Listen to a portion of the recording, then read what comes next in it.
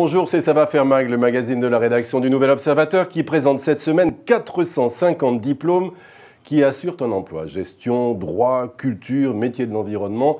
Vous cherchez la meilleure filière, c'est dans l'Observateur, c'est très complet, c'est très bien fait par l'équipe de Jacqueline de Linares. Mais ce n'est pas de ça que nous allons parler maintenant.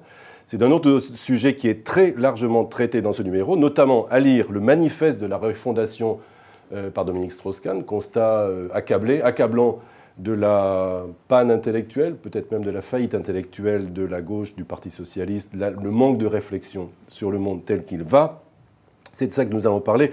Mathieu Croissando a fait avec Claude Askolovitch un tour de France de la gauche qui a la gueule de bois, qui doute, comme nous l'écrivons. Comment est-ce que tu sens les choses au lendemain de cette défaite dont le Parti socialiste commence à mesurer le contre-coup? Est-ce que le Parti socialiste est face à un problème de leadership, face à un problème d'alliance ou face à un problème de contenu intellectuel? Les trois, en général. Il y a une crise d'identité manifeste, les gens ne savent plus très bien ce que c'est qu'au fond être socialiste. Ils ont entendu ce terme dans des bouches qui le chantaient de façon très différente, que ce soit récemment Strauss-Kahn, Fabius ou Ségolène, qui ont chacun porté une partition assez différente. Donc on ne sait plus très bien ce que c'est. Il y a une crise programmatique ou d'idées, en tout cas évidente, qui, elle, date d'avant cette campagne, elle date notamment de la rédaction du projet socialiste, où il y avait à peu près tout et son contraire, tout et n'importe quoi, et surtout pas grand-chose de neuf. Il y a enfin une crise de leadership, puisque alors aujourd'hui, il y a une héroïne, malgré la défaite, Ségolène Royal est encore... La non-victoire. La non-victoire, pardon, c'est vrai qu'il faut que je m'y fasse. Ouais, c'est elle qui dit ça ?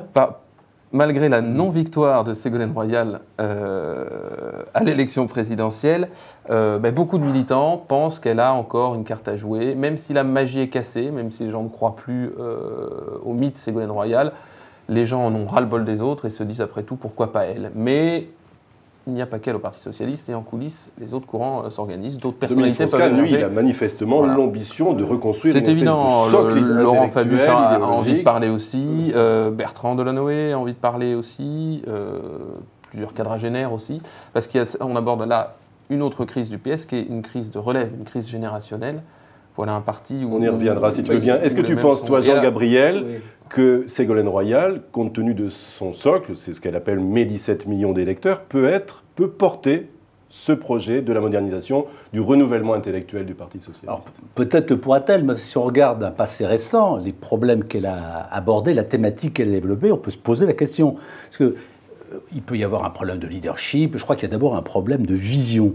Oui. On est dans une société qui n'a plus rien à voir avec ce qu'elle était il y a 20 ans. C'est un cliché. On a une société où la mondialisation pose des problèmes, où par cécité ou par trouille, le PS a été incapable de répondre à ce problème qui nous angoisse et qui va impacter chacun des compartiments de notre vie. C'est soit la diabolisation, la mondialisation, c'est obsède, sans voir que ça peut apporter des choses et que le socialisme est par définition mondial, international. C'est soit la cécité, cachez-moi ce singe, je ne saurais voir. Et en tout cas, c'est la panne d'idées. Parce que à cette question compliquée, la gauche est incapable d'apporter même l'esquisse d'une idée. Du coup, qu'est-ce qui se passe? La nature ayant horreur du vide, Sarko s'est saisi du problème. La mondialisation, je vais vous l'expliquer en 3 leçons, en 2 coups de cuillère à peau, passez-moi l'expression, et à des problèmes compliqués, il a apporté des réponses simples. Et les gens, au moins, ont senti que, à la question qui se posait, on leur apportait un début d'explication. Donc, un problème, j'ai la solution. De ce point de vue-là, qu'on peut dire au fond leadership, crise, panne stratégique ou programmatique, les trois, effectivement. Les trois. Au fond, il y a une coïncidence qui est assez amusante. 1936-1971, création du nouveau Parti socialiste d'Épinay, ça fait 35 ans si je compte bien. C'est un cycle qui commence au Front populaire et qui s'achève avec l'agonie de la SFIO. On termine aujourd'hui un cycle qui commence en 1971, qui est placé sous le signe de la rupture avec le capitalisme, l'alliance avec le Parti communiste, etc., et qui finalement a pris... Le Parti communiste est mort, le capitalisme n'est plus l'ennemi, c'est la mondialisation libérale qui compromet le modèle social français. L'ennemi, Bref, déjà, Ségolène Royal parle de logiciel, c'est au fond toute la conception qui fonde le Parti socialiste depuis 35 ans qui est un peu Non, parce que cette conception-là n'a pas fonctionné non plus 35 ans. Il y a eu quand même le tournant de la rigueur dès 83, donc dès 12 ans après. Oui, mais qui marque quand même... Dans la mondialisation... Non assumé, bien évidemment, et qui a rendu ce parti d'une certaine façon schizophrène. Et puis, il y a l'autre événement qui est la chute du mur, qui a tué le PC en 5 ans et qui tue le PC sur 15 ans. Sur le PS, je veux dire sur 15 ans. C'est-à-dire que le PS est en train de se prendre la chute du mur quasiment 15 ans après. Ouais. François? Moi, il y a juste, je comprends bien ce que vous dites, c'est sur le parti, etc. Mais il me semble que sur des choses très simples, c'est sur la mondialisation. Effectivement, il faut parler de la mondialisation, etc. Mais moi, je pense que la gauche ne peut qu'avoir une réponse par rapport à ça. Dans la mesure où ce qu'on voit, moi, ce que je vois de la mondialisation, bien sûr qu'il y a des côtés positifs, etc. Mais il y a aussi un autre côté, c'est que les riches sont de plus en plus riches et les pauvres de plus en plus pauvres. Voilà. Donc, si la gauche n'a pas de réponse par rapport à ça, comme le fondamental, elle n'a pas de réponse, mais c'est scandaleux qu'elle n'en ait pas. Les fondamentaux de gauche, c'est de faire qu'on partage les richesses, qu'on les mette en commun et que les gens aient tous un petit peu quelque chose. Donc il y a quelque chose à dire là-dessus. Et alors la deuxième chose sur le côté Sarkozy, etc., on est tous complètement assommés par la victoire de Sarkozy, par son énergie, qui est évidence, et par une évidence et son intelligence. Mais il y a quelque chose... Moi, je sais pas ce que c'est que d'être de gauche, parce qu'on a tous de mal à le savoir en ce moment. Je vois bien ce que c'est qu'être de droite, c'est de faire que des mesures qui, pour l'instant, toutes les mesures qu'il a prises, c'est des mesures qui favorisent les riches. C'est aussi simple et aussi bête que ça. Toutes les mesures fiscales qu'il prend, les mesures, l'aide aux propriétaires, l'idée qu'il veut supprimer l'impôt de succession, le droit de succession, etc. Voilà, donc lui, il a fait semblant de croire qu'il était complètement décomplexé, qu'il parlait à tout le monde, et je te lis moquer, je suis ami avec la gauche et je prends Kouchner, machin. C'est juste un homme de droite qui fait une politique de droite, c'est-à-dire qu'il aide ses amis de classe qui sont les riches. François, mais est-ce que la gauche peut seulement jouer en contre? Est-ce qu'elle peut se contenter de dire Non, et François a mis le doigt sur un des nœuds que la gauche va devoir résoudre, qui est le problème de la redistribution. Et on l'a bien vu dans la campagne quand est montée toute la polémique, qui est en germe quand même depuis 5 ou 10 ans sur Assistanat ou Solidarité. La gauche n'a pas de réponse. Elle s'est fait complètement enfoncer. Alors, est-ce que c'est une victoire idéologique de Sarko? Probablement, parce qu'il l'a très bien récupéré. Mais il y a aussi un vrai problème. Dans le Pas-de-Calais, où j'étais la semaine dernière pour le reportage, c'est prégnant. C'est-à-dire que tous les militants de gauche vous posent cette question-là, vous disent qu'est-ce qu'on fait? C'est une terre ouvrière avec des petits salaires et où les aides, il y a quelques familles qui vivent avec le RMI et puis des aides. Et ces gens-là ont globalement un niveau de revenu équivalent. Et les gens de gauche le disent avec gêne, ils ont presque l'impression de dire des gros mots. Ils disent qu'est-ce qu'on fait, comment on fait, parce que le RMI, c'est mon voisin, tout le monde connaît quelqu'un qui... Et ce problème-là, c'est évidemment le sujet. Ce problème-là, la gauche n'a pas su apporter de réponse, elle n'a pas d'idée ou la solidarité collective. Parce que est-ce que le cadre dans lequel elle réfléchit est le bon cadre? François appelait à la solidarité, à jouer collectif. Moi, ce qui me frappe, c'est que le Parti socialiste, comme l'ensemble de la gauche française, comme nous tous, comme moi probablement, est habitué au fond à penser la solution des problèmes dans le cadre national et autour du rôle et du degré d'intervention de l'État. Or aujourd'hui, aller dans une Europe ouverte, dans une économie mondialisée, l'outil État, évidemment, perd de son efficacité. Mais jouer collectif, est-ce que ça ne veut pas dire aussi aller voir ailleurs ce qui marche? Parce que, attendez, je termine. Je suis quand même très très frappé que le Parti socialiste aujourd'hui considère comme le fin de l'audace d'utiliser le mot social-démocrate, qui était encore un tabou il y a quelques mois.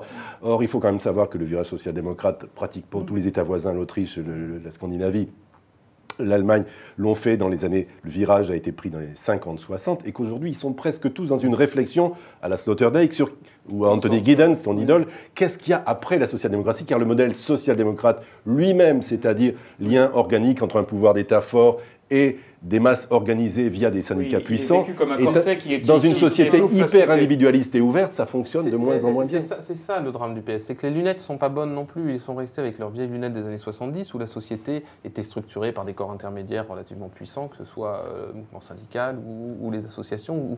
Il n'y a plus rien, il y a une crise du collectif à laquelle ils n'ont pas su répondre, il y a une montée en flèche de l'individualisme, il n'y a plus de conscience de classe, on n'est plus front contre front. C'est pire que ça, c'est pas seulement regarder l'avenir dans le rétroviseur, comme on dit, mais c'est la parabole de la dénégation. Le socialisme a toujours été internationaliste et confronté aux problèmes de l'immigration, de l'environnement, de la relance d'une croissance molle face aux pays émergents aux États-Unis. Ça ne suppose évidemment une réponse internationale à la globalisation qu'on diabolise, répondant de façon concertée, par exemple en utilisant l'échelon européen. Et le côté rétracté, on se planque derrière une frontière, on imagine une nouvelle l'imagino économique, un nouveau tarif extérieur commun, on diabolise la délocalisation par définition, alors que on exporte beaucoup plus nos entreprises qui n'en viennent chez nous. Tout ça, c'est la négation Alors, pour le coup, c'est ça l'héritage de Jaurès, c'est le socialisme, c'est l'internationalisme. Je vois pas très bien comment le problème de réchauffement du gaz, du CO2 pourrait être résolu à l'échelon français. Je vois pas très bien comment l'immense problème de l'approvisionnement énergétique pourrait être résolu tout seul. Le problème de l'immigration, s'il n'y a pas une politique concertée, il faut ouvrir. Ça peut pas être le socialisme à la française, l'exception française devant ce... Je suis tout à fait d'accord avec toi. C'est pour ça qu'à mon avis, on peut être que socialiste et pro-européen viscéralement. Mais là, le problème, c'est que si les Fabiusiens n'avaient pas divisé la gauche au moment du référendum, on aurait une voie plus facile sur l'europe à ce moment-là. Mais ça, c'est la capacité du socialisme à montrer que l'Europe, elle pouvait protéger au lieu c'est que si dans une campagne de gauche, on a du mal à parler de l'Europe, etc., parce que tout le monde se dit, si je parle de l'Europe, les frères ennemis vont recommencer à se foutre dessus. Bon, voilà. Donc il y a ce truc-là. Alors en tout cas, moi je pense, comme tu disais très justement, que l'Europe, toute la réflexion social-démocrate sur le cadre national, on peut la passer au cadre européen, et celui-là, il veut dire quelque chose dans le monde. Je veux dire, le poids de la France dans le monde, c'est pas grand-chose, le poids de l'Europe dans le monde, c'est quand même quelque chose de considérable. Donc par exemple, quelqu'un comme Todd, Emmanuel Todd, il pensait, lui, il est pour un protectionnisme européen, par exemple. C'est une question qu'on peut se poser. Mais on peut, à condition d'avoir des institutions européennes qui puissent mettre en place une politique cohérente. Sans parler d'intégration politique, on en est loin. On est plus très loin de la fin de ce débat. La question que je me pose, moi, c'est comment articuler, parce que la dimension intellectuelle, idéologique, programmatique est nécessaire, mais il y a évidemment un problème de leadership. Un parti victorieux, finalement, Sarkozy l'a montré, mais aussi Mitterrand dans les années 80. Un parti victorieux, c'est un leadership clair et assumé, fondé sur un projet intellectuel et idéologique et des alliances claires. Alors, deux questions. Est-ce que le Parti socialiste, aujourd'hui, est véritablement prêt dans ses profondeurs à accepter ce qu'implique une révision stratégique, c'est-à-dire une ouverture au centre, à d'autres classes sociales, parce que le Parti communiste est sûrement très sympathique, mais il est mort. Donc, est-ce que le Parti socialiste y est prêt? Et deuxièmement, est-ce que la chicaya qui règne à la direction du Parti socialiste rend possible l'émergence d'un leadership assumé, clair, crédible, respecté, je dirais, unifiant l'effort? Tout ça va être difficile. Je pense qu'avant de se poser la question des alliances, le PS ferait bien de se poser la question de qui il est, de ce qu'il veut. Ensuite, il voit avec qui il parle. Donc tu mettrais d'abord la question intellectuelle. Évidente de refondation. Il y a des intellectuels qui n'ont pas bossé à Solferino depuis des années. Surtout, ils se sont fermés. C'est la maison fermée. C'est une maison fermée qui n'a pas su absorber, se renouveler, écouter, voir incapable de savoir ce qu'il y a dans l'air du temps. Pour ce qui est du problème du leadership, on voit très bien que là, on est dans des jeux tactiques. C'est-à-dire que Ségolène Royal veut capitaliser sa non-victoire et les 17 millions de voix qui sont portées sur son nom en essayant d'attraper le parti très très très vite, parce qu'elle jouit encore de son aura de candidate. Et c'est très bien que dans un an, déjà, la pression sera retombée et que les gens se poseront plus de questions. Moi, je crains que les jeux d'appareil et les jeux d'ambition personnelle, notamment celle de Ségolène Royal, paralysent cette réflexion de fond. Parce que la réflexion de fond, elle ne peut pas se mener en 2 semaines autour d'une table, ni même en 6 mois. Il y a un vrai boulot de régénération, de mode de fonctionnement, d'idées. Et si la seule question, c'est le leadership du Parti socialiste, je trouve qu'avec Ségolène Royal, ça va être compliqué. Parce qu'elle va arriver, moi, je trouve, on n'a pas bien vu pendant la campagne quel était son corpus idéologique. On ne l'a pas vu. On l'a vu. Elle a entrouvert des portes, disons. Disons qu'on l'a vu assez bonne sur la méthode, assez précise, sur le fond, assez floue, mais parfois disparate. Le bonheur, c'est qu'elle ne soit pas forcément la bonne personne à la fois pour remonter l'organisation. Dans Challenge, chez nous, enfin, nos amis de Challenge, elle dit le profit, c'est pas une abomination. Elle en trouve des portes comme ça. Et elle se permet de le faire dans un contexte qui est celui d'un campagne électorale où elle peut le dire sans se faire taper dessus. Fait-elle pour autant avancer le schmilblick en disant aux gens enrichissez-vous? Qu'est-ce que les gens comprennent Le bonheur dans cette impasse, c'est que ces personnages qui sont des petits personnages sont surplombés par l'histoire dont ils sont les dépositaires éphémère. Comme dit l'autre, la ruche de l'histoire, c'est que ce personnage qui n'a pas exprimé un renouvellement conceptuel très très fort, a fait la preuve par 9, par 1 et 1, ça doit faire 2, que le PS tout seul ne pouvait pas gagner. Donc elle a ouvert le tabou des alliances. Alors, tu as 1000 fois raison, les alliances, pour qui et sur quelle base? Alors là, c'est le problème de ce que tu appelles, toi, le logiciel. Moi, je pense qu'il y a un logiciel qui est important, c'est celui que décrit très très bien, pour une fois, DSK. C'est le problème de comment résister à cette massification et faire en sorte que l'égalité redevienne un enjeu. L'égalité à travers, vous savez, le vieux truc des trois capitales. Il y a le capital financier, il y a le capital social, la famille d'où on vient, le capital culturel qui vous permet d'accéder. Parce que le vieux Bourdieu n'avait pas totalement tort. Comment la gauche peut permettre une égalité par l'emploi, une égalité dans l'endroit qu'on va choisir pour habiter, une égalité dans une société qui doit être plus fluide. En prenant en charge ça, c'est un enjeu. Ça, c'est qu'évoquait tout à l'heure Mathieu, et dont parle Strauss-Kahn très très bien, c'est-à-dire c'est plus seulement classe contre classe et travailleurs contre les détenteurs du capital, c'est aussi hommes-femmes, c'est les nouveaux fronts, c'est précaires contre c'est les précaires et les statutaires, etc. C'est pas vécu comme un égalitarisme. Pour terminer, donc au fond pour eux... Ségolène Royal au PS, c'est logiciellement marié pour l'instant. La femme fatale aura en tout cas été fatale au moins de ce point de vue-là, pour citer le livre de Raphaël Baquet et Ariane Chemin, c'est qu'elle aurait peut-être été fatale en tout cas à une génération et à une certaine façon de faire de la politique. Mais le gros problème, si on se pose 2 minutes sur le problème des générations du PS, c'est qu'il n'y a pas grand monde derrière. C'est-à-dire que ce parti n'a pas su faire émerger, n'a pas su... Toi, tu n'y crois pas. Non, la génération Moscovici, Péillon, Valls, tu penses qu'ils ne sont pas prêts? C'est pas ça, c'est que cette génération-là voit passer des trains. C'est des gens qui étaient quasiment trop jeunes en 97, qui en 2002 ont perdu, qui en 2007 ont perdu. C'est des gens des jeunes qui vont avoir 10, 15 ans dans la vue et qui vont se retrouver à 50 ans, peut-être plus pour certains. Donc la France cherche encore son Zapatero. Moi, je le pense. Et dans la génération suivante, il n'y a pas eu un grand travail de formation des cadres pour faire émerger des jeunes qui se battent. Donc chaque fois qu'il y en a qui sortent très vite. Par exemple, là, les jeunes boys du sarkozysme, Rachida Dati, etc., on en parle depuis 6 mois. Oui, mais elle a été portée par quelqu'un qui avait fait campagne.